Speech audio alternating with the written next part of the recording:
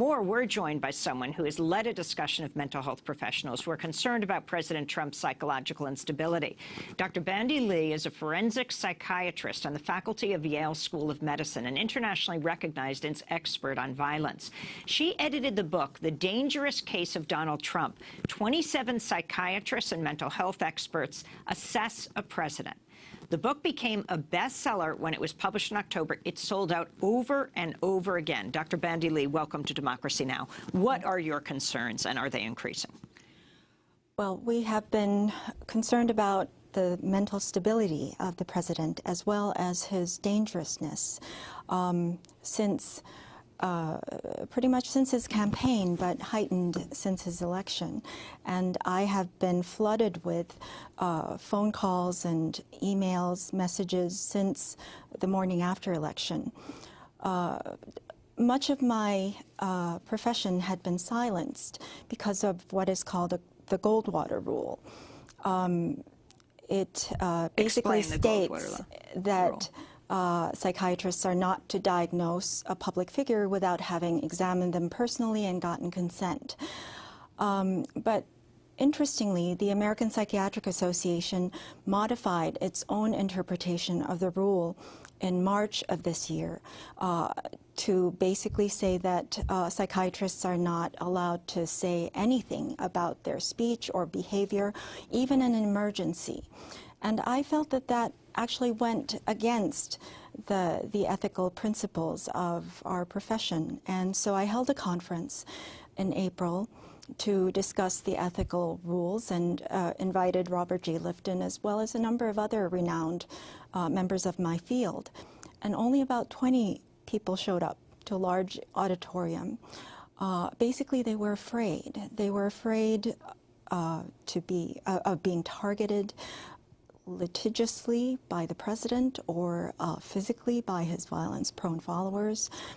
But when the news got out, and in the national and international news, hundreds of mental health professionals got in touch with me, and now we're in the thousands. So the movement is called the Duty to Warn movement, your conference, the Duty to Warn conference. What does that mean, duty to warn?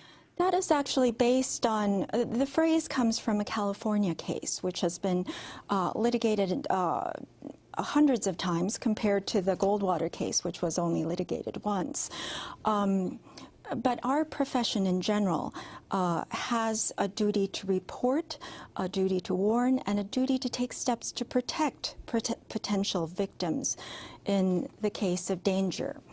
We as mental health professionals routinely screen for a risk and are involved in preventing violence as well as intervening with collaboration with security forces generally. And so when we have information that would cause us to suspect danger, we do have an obligation to intervene. So you've just back from Capitol Hill. You're urging lawmakers, Democrat and Republican, to call for an urgent mental evaluation of Donald Trump. Yes, because usually when there's a sign of danger, it's an emergency. So what we do is we contain the person, remove them from access to weapons, and do an urgent evaluation. This is what we have been urging for with regard to the president. He has shown a number of signs showing proneness to violence. He has incited violence in the past. He's shown an attraction to violence as a coping strategy of his own. He's taunted hostile nations with nuclear power. Basically, the risk in our minds is quite high. Now, I wanted to ask you, there are those who are really questioning the Duty to Warn movement. There's the disability blogger who said bigotry is not a mental illness. There was a piece that was done by Noah Feldman, Stop Using Language of Mental Health to Criticize President Trump. And if you can respond to some of this criticism. Actually, we're often confused with a non-professional group called Duty to Warn. we are actually a national coalition of mental health professionals who believe in the duty to warn as a principle of our profession, because we have an obligation not just to our individual patients but also to the public. And Richard Friedman wrote in an op-ed piece in the New York Times, "There's one last reason we should avoid psychiatrically labeling our leaders. It lets them off the moral hook. Not all misbehavior reflects psychopathology. The fact is that ordinary human meanness and incompetence are far more common than mental illness. We should not be in the business of medicalizing bad actors." Your response, Dr. Lee? Well, mental impairment is not mutually exclusive with criminal responsibility.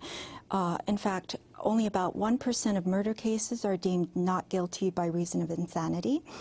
What we're saying is actually that the combination of mental disability, instability, and criminal mindedness actually makes one more dangerous. So we're basically just warning about danger. We're not making diagnoses. We're calling for an evaluation. I hear that Mr. Trump is undergoing a physical exam in January.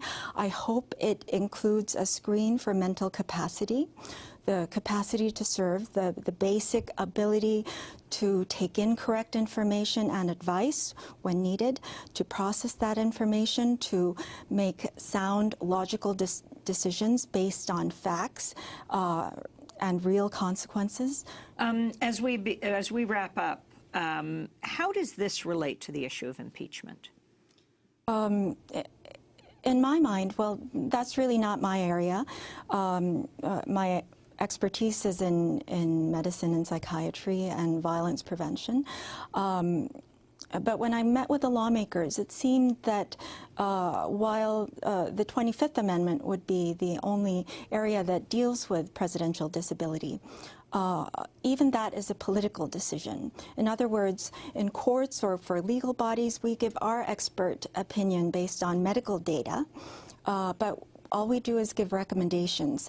The disability or unfitness for duty, these things are still legal decisions in all circumstances. It seems in this case it would be a political decision whereby it can play a role. We're going to do part 2 of this discussion and put it in our web exclusives at democracynow.org. Dr. Bandy Lee, forensic psychiatrist, internationally recognized expert on violence, editor of The Dangerous Case of Donald Trump, 27 psychiatrists and mental health experts assess a president.